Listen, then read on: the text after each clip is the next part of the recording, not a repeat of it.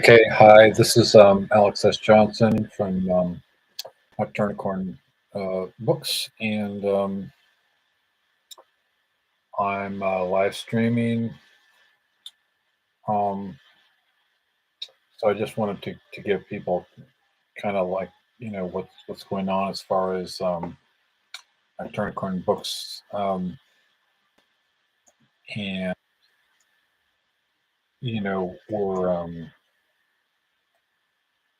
we're dealing with a few situations here. So anyway, um, I'm working with JC Masick on Hand of Doom, the Black Sabbath tribute anthology, and that's going extremely well.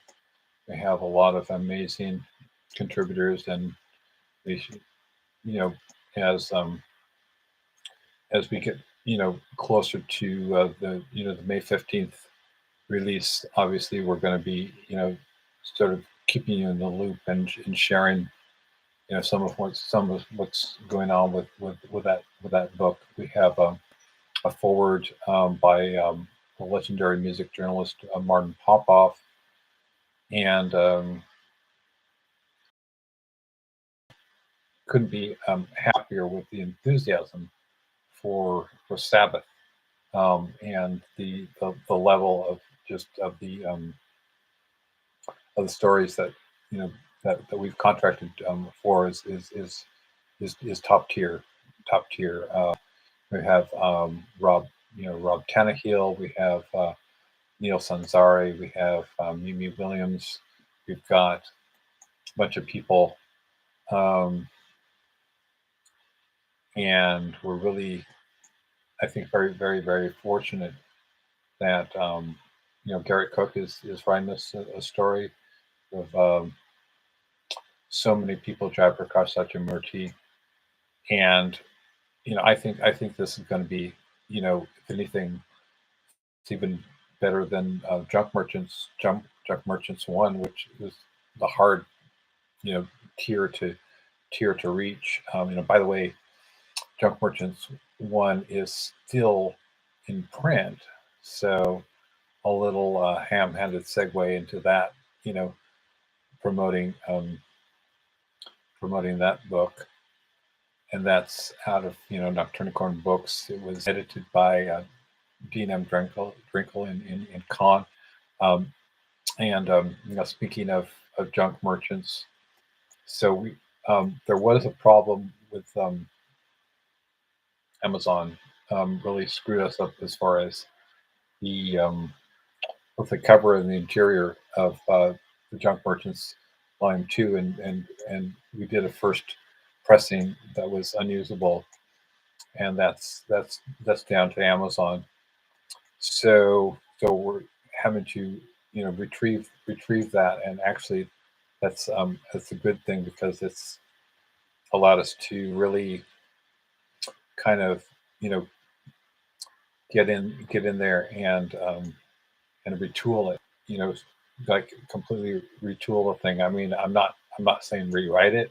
Obviously, this is just um, some pieces because of the way that Junk Merchants um, you know Volume Two was put out by Dean Drinkle in Con in 2019, and it was just about 102 pages for the Kindle version. It was ebook only.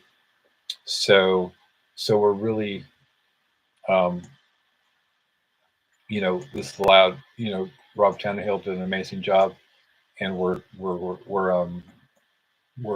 kind of getting in there, and some of the stories are being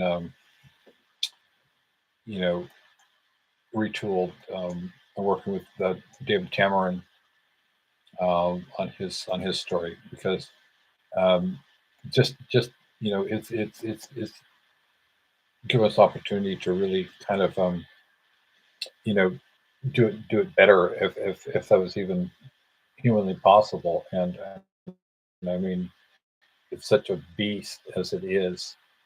We've got LL Soares, we got Gabriel Faust, we have John Palisano, and so many incredible people that are in the book. And so I'm just I can't wait until people see this thing. And so I'm kind of, you know, my the two people who watch my stuff, two people who watch my stuff, they have like had 6 viewers total for all of my videos so far, and that's just the way it is. That I'm um, so for the two people who are watching, hey, my two fans, my two viewers. Um, that's where I get all the clout from you too. And but I just I just want to tell you that some I'm you may not see me on my Facebook account, but I had one account that was suspended for unknown reasons. Facebook still won't tell me why, which is you know what the hell. But that's the Facebook's for you. And so and then social media is just as we all know, it's just kind of so intense. It's so intense that um, and you can get it can be stressful. I think a lot of people feel that social media is extremely stressful. So you know, I'm just so I'm taking a break from social media. I mean, I'm taking a break from Facebook basically, and also for my two viewers, I have a neurological condition, so that and it's a lot of pain, a lot of just management of pain and neurological, you know, just be honest with you, it's neurological damage that I'm dealing with from my condition. So I don't need like extra stress, the kind of stress that you get from interacting with people on social media, where it can feel almost assaultive sometimes. And I don't, I can't really handle that. So I've also got from the two viewers we have in progress, and I'm officially announcing this, I guess. We've got we've got. I started. Actually, unfortunately, I mean, and I've done a video about this that like six people watched. Okay, 6 people watched about Ray Garden. Originally, um, I had you know learned about Ray Garden's illness from my friend Melina Roos, and she is a close friend of Ray's. So, my immediate thought was, what can we do? Because, Ray had helped me too, and he's helped so many people. And then, so I decided to, create a charity anthology, a tribute. And that that has been officially named Sex Fiends with Sharp Teeth. Um, that's courtesy of Ben Azarte. Azarte? Azarte. Now, um, tragically, Ray passed within 48 hours of my having created that book. So now it's become a charity anthology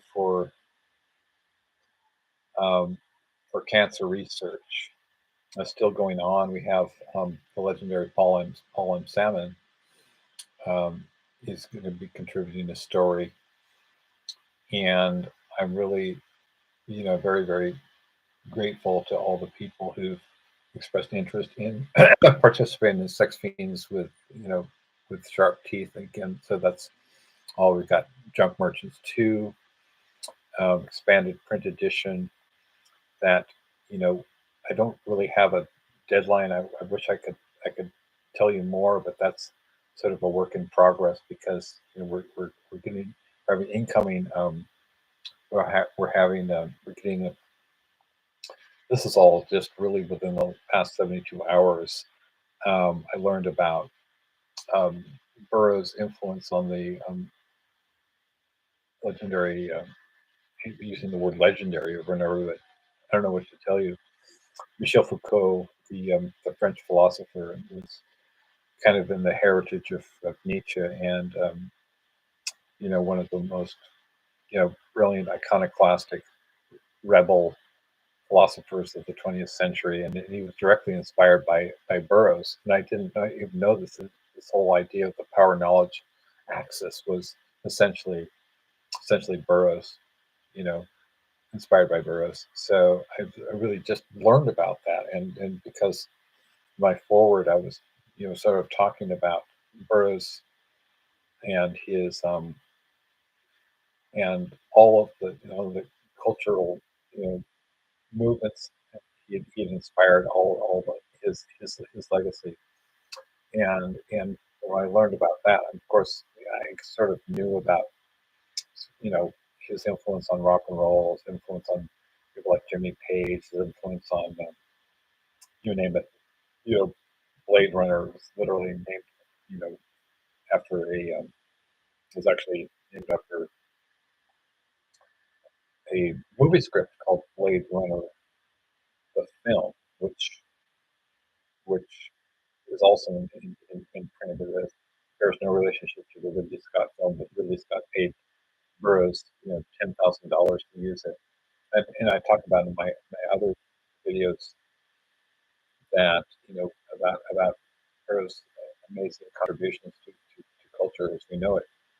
And so that is the book is really the grace of God, but it has a life of its own. It really has a life of its own, and I feel very very fortunate because I don't really have anybody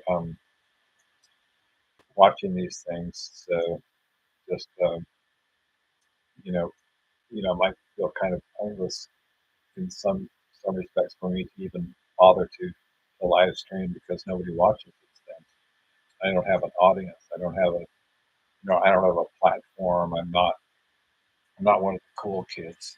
I'm just a guy with a brain injury, hanging out here.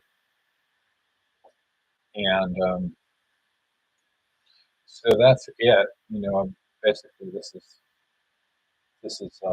what I've been up to because you know what else am I going to do? Am I going to turn into a vegetable or not?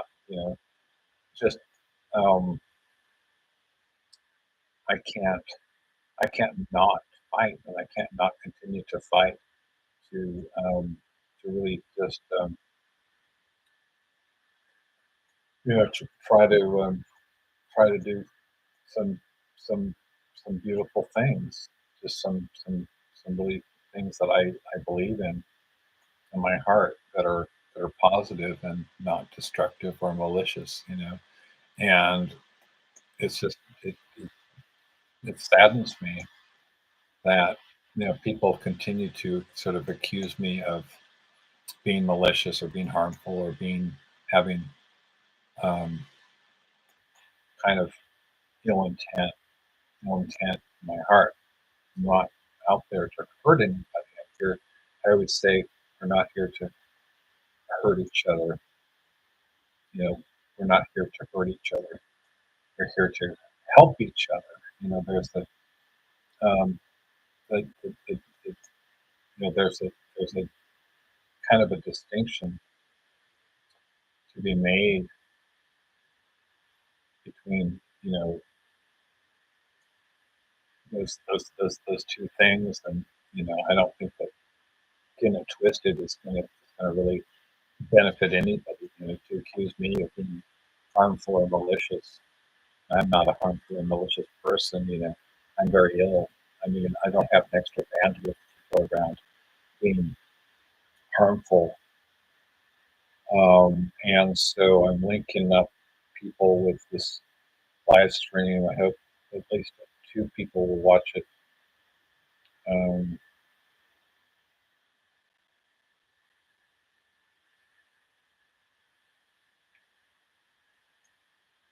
I hope one person is watching it. At any rate, I don't know how to do these things. I don't know how to like live stream or podcast or whatever.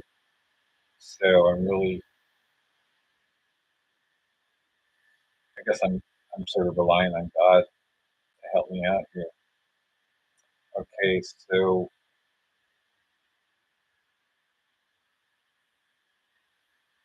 I guess that's it. You know, um, so it's disappointing that people don't watch my stuff, but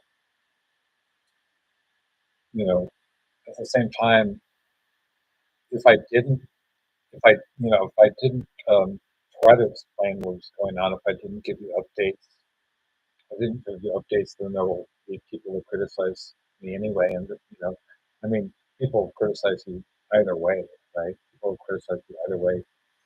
Damn if you do, and you damn if you don't. But at the very least, you can't say that I didn't try. You can't say that I didn't, at least try to get kind of the word out as far as giving people an update. And when I I offer the opportunity for people to understand what I'm doing, and I have groups on Facebook for these different anthologies. So I'm out there telling you what I'm doing, and then there's malicious gossip. There's people who are bad actors who don't have my best interests at heart, who will always sort of mischaracterize what I'm doing anyway. So this is me. This is the horse's mouth saying everything's under control. I'm telling you, I'm being completely transparent about what's going on with the anthology. So, um, well, I guess that's it.